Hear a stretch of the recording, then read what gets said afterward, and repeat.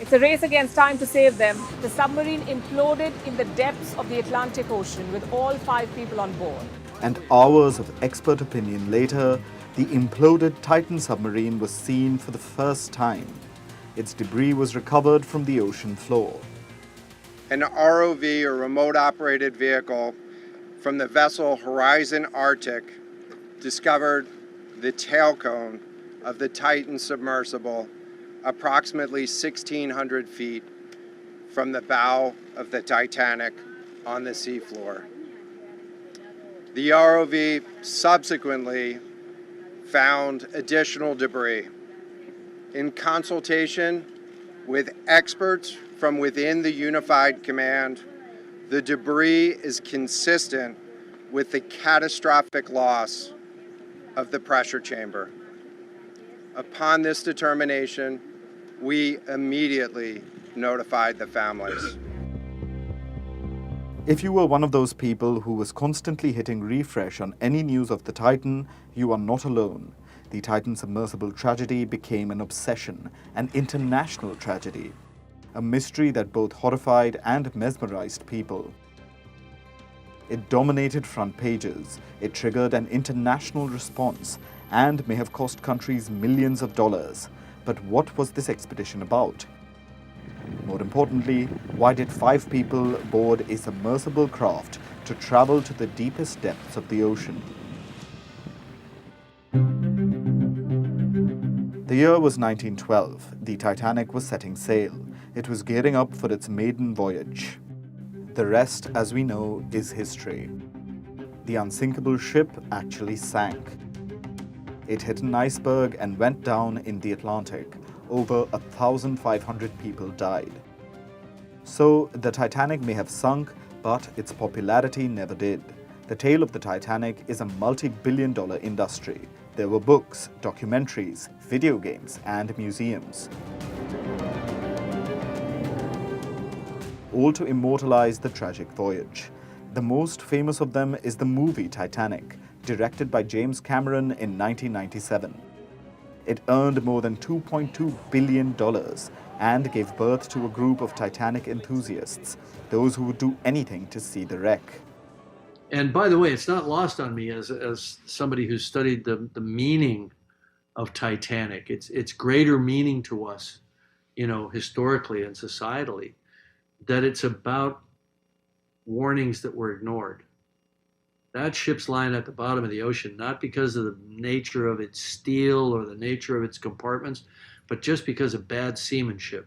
The captain was warned, there were icebergs ahead, it was a moonless night, and he plowed ahead for whatever reason. I think there was some greed, there was some glory in it. He had to boot up his rear from J. Bruce Ismay to get into New York on time or early so they'd have a headline, which I show in the film. And here we are again, and at the same place. Now there's one wreck lying next to the other wreck for the same damn reason. So-called Titanics would do anything to see the Titanic, to witness its wreck in all its glory. People have gone there before. They've taken submersibles to see the broken ship. But this story is truly unique. That's because there's a surreal similarity to the Titanic disaster itself. The Titanic captain was warned of the iceberg. He still steamed ahead at full speed. Many people died as a result. This too was a similar tragedy. It happened at the same exact site, and it too ignored a lot of warnings.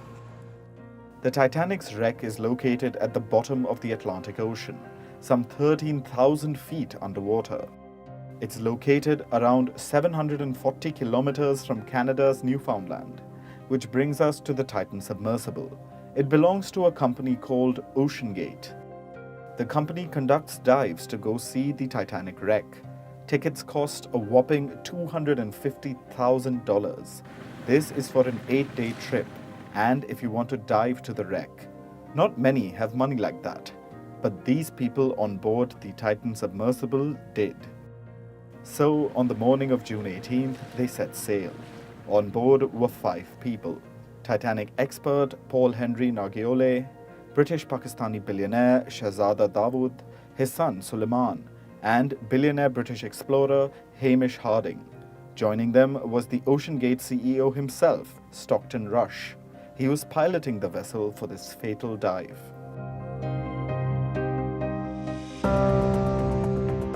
So, all 5 of them entered the cramped vessel. Divers closed them inside by tightening a ring of bolts. The craft rolled on the waves, bobbing some 13,000 feet above the Titanic's 111-year-old wreckage. Soon it was weighed down by sandbags and pipes. The Titan slid off an underwater platform. It began its 2.5-hour descent to the storied wreck. The descent triggered the 96-hour countdown. This is the window of air supply the vessel has. 96 hours later, the oxygen would run out. It was supposed to be a ride of a lifetime. But 1 hour and 45 minutes later, all communications with the vessel are lost. This moment, it transpires, was very important. The joyride turned into one of the most closely watched ocean disasters of all time. Soon, Titan support ship Polar Prince notified the US Coast Guard. It said that the sub was missing. This set off a desperate search and rescue mission. An armada of ships from 4 countries started searching the vast ocean. Search, search, search. 4 days of search. They're searching everywhere. They were running around with their hair on fire. The sub was right where it was. It was literally on the seafloor below its last known position, which is the first place you look in a search is the last known position. You don't go running around all over the landscape with planes and trains and automobiles searching, right? It was right where it was when it imploded, and I knew that's where they were going to find it. It is a remote area, and it is a challenge to conduct a search in that remote area. The vessel was designed with a 96-hour sustainment capability if there was an emergency on board, and so we're using that time, making the best use of every moment of that time. As explorers, we are pessimistic and objective, and as it stands right now, it would be a miracle if they are recovered alive. We have to hold out hope. The good news is, what I can tell you is we're searching in the area where the noises were detected. The discovery of banging noises coming from presumably the lost sub, we don't know that in fact they are coming from that, but let's assume for a moment that they are, then that is a positive sign, but that still is no guarantee. For days, the world watched anxiously. There was hope, but there was also a 96-hour countdown. On Thursday came the news everyone had feared. The Titan's debris had been found. It was located 1,600 feet from the Titanic bow. Scattered remnants were consistent with a catastrophic implosion. Well, look, you give an air balloon to a 5-year-old and you tell it to poke it. It goes in a fraction of a second. The same thing happens in reverse in the ocean. You poke it and in a fraction of a second, it's gone. So the implosion, it's a negative explosion, but it's the same pattern. It exploded inwards in a matter of a thousandth of a second. It's probably a mercy because that was probably a kinder end than the unbelievably difficult situation of being 4 days in a cold, dark, confined space. So this would have happened very quickly. I don't think anybody even had the time to realize what happened. This brings us to the vessel itself. The Titan is 22 feet long, 9 feet wide, and 8 feet high. It has space for 4 passengers plus the pilot. Expeditions cost up to $250,000 per person. The craft has about 96 hours of air. There is a large domed porthole for observation, as well as external lights and 4K cameras. The interior walls are heated. That is because the bottom of the ocean is freezing.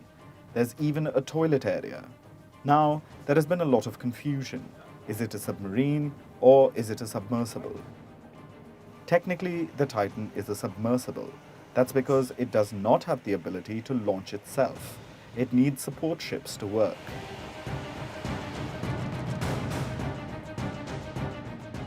GPS cannot be accessed underwater, so the Titan is guided via text messages from the surface ship. This isn't the first time Titan has gone to the wreck site. Between 2021 and 2022, it reached the Titanic site a dozen times, but there have been a lot of talks about safety. Previous passengers have complained about it.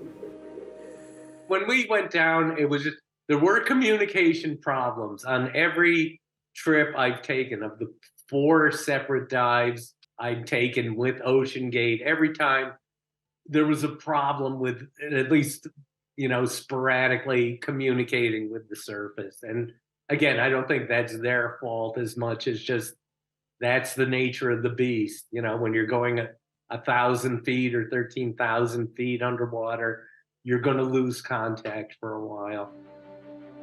OceanGate was warned of the potential for catastrophic problems.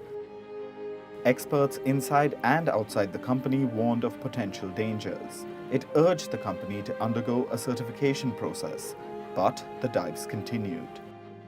In the very, very deep submersibles, like the Titan, 4,000 meters deep, there are only 10 vehicles in the whole world that can go 4,000 meters or deeper, and all of them are certified except the Titan.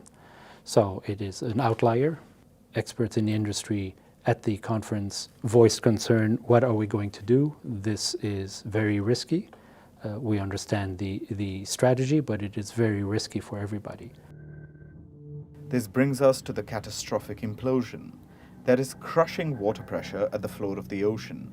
At sea level, atmospheric pressure is 14.7 pounds per square inch or psi.